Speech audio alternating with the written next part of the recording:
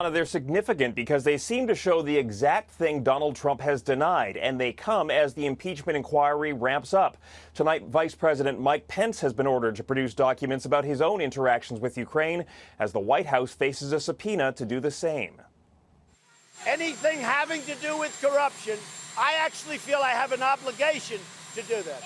Evolving explanations now have President Trump claiming he had a duty to act in pressuring foreign governments to investigate his political rival. I don't care about politics, but I do care about corruption.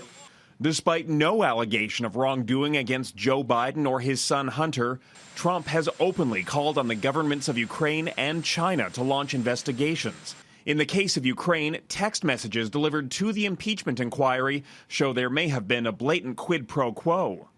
The messages show American diplomats pressuring Ukraine to investigate Joe Biden if they wanted a meeting between Ukraine's President Zelensky and President Trump at a time when U.S. military aid to Ukraine had been suspended.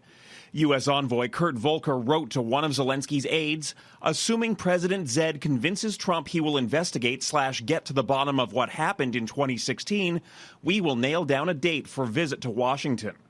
In August, the aide replied when there was a date, Ukraine would announce the investigations into the gas company where Joe Biden's son worked, Burisma, and election meddling.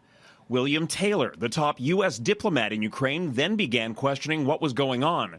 Are we now saying that security assistance and White House meeting are conditioned on investigations?